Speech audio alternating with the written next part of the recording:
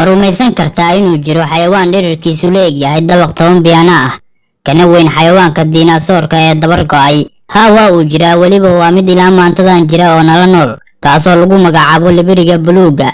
libirigan xajmigiisa wuxuu la eg yahay dayax gacmeed, sidoo kale dhererkiisu wuxuu ka weyn yahay garoonka lagu ciyaaro basketballka. waxaa culayskiisa lagu qiyaasaa 200 tan, waana in la eg culayska 15 oo basaska iskuulada ah. madaxiisa waa rubuc ka mid ah jirkiisa oo sagxad ah, halka jirkiisu yahay mid dheer oo leh seen 3 geesood ah. mana lahan wax ilka ah, waxaana afkiisa dhex istaagi karaan 100 qof. ayadoona xajmiga qalbigiisa lagu qiyaaso gaariga lagu magacaabo Mini Cooper oo culayskiisu yahay 900 kilogram. culayska carabkiisa kaliya waxaa lagu qiyaasaa 40 oo la mid ah culayska maroodiga, wuxuuna carabka u adeegsadaa inuu cuntada ku liqo una gudbiyo dheefshiidkiisa. daqiiqadii wadnihiisu wuxuu garaac sameeyaa 5 ilaa 6 mar oo kaliya, waxaana garaaca wadnihiisa laga maqli karaa fogaan dhan 3 kilomitir. duleelada wadnihiisana waxaa dhex seexan kara kuna dhex guurguuran kara qof bilaadan ah ciriiri la'aan.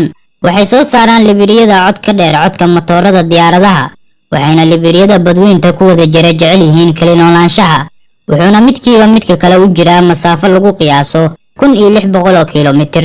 bal suurayso daawade, xayawaanka intaan la eg cuntada uu cuno inta ay la eg tahay. ma rumaysanaysaa inuu midka qaangaarka ah uu cuno 4 tan maalintii? badankeenu waxaan aaminsanahay in diinasoorku yahay xayawaanka ugu weyn ee lagu arkay dhulka, laakiin waxaa ka weyn libiriga buluuga ee ilaa maantadan ku nool badweynta. bilowgii qarnigii 20aad wuxuu ahaa mid badweyn walba laga helo, oo ay tiradiisu ahayd 200 ilaa 300, balse ugaarsi badan oo lagu sameeyay ayuu khatar ugu jiraa inuu dabar go'o. wuxuuna soo bilowday ololaha lagu badbaadinayo sanadkii 1966, ayadoona markaasi kadib ay dowlado badan mamnuuceen in la ugaarsado. waa mid u saaxiib ah nabadgelyo oo aan khatar gelin doomaha iyo aadmiga, waxaana lagu gartaa midabka buluuga ah ee booreysan, isla markaana biyaha badda u eg. xayawaankan marar dhif ah ayuu dhibaateeyaa rakaabka badda iyo dadkaba, kolkaasna waa marka ay baahi darani hayso, isla markaana cimiladu aad u kulushahay.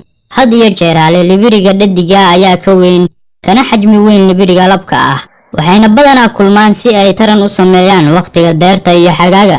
waxayna libiriyada dhadiga ah dhashaa 2 sano ilaa 3 sanaba hal mar, waxayna uurka ku sidaa 10 ilaa 12 bilood. ilmaha ay dhashaana badanaa culayskiisu waa 2.5 tan, halka dhererkuna yahay 7 mitir. wuxuu ka mid yahay xayawaanada ugu cimriga dheer, waxayna culimada u kurgasha xayawaankan sheegaan in cimriga uu noolaado yahay 90 sano, halka mararka qaar uu gaaro wax ka badan 100 sano. libiriga buluuga waa mid dheereeya oo masaafooyin dhaadheer jira, asigoo awooda inuu 5 meel jaro muddo saacad gudaheed ah, halka marka uu khatar dareemo uu jaro 30 meel.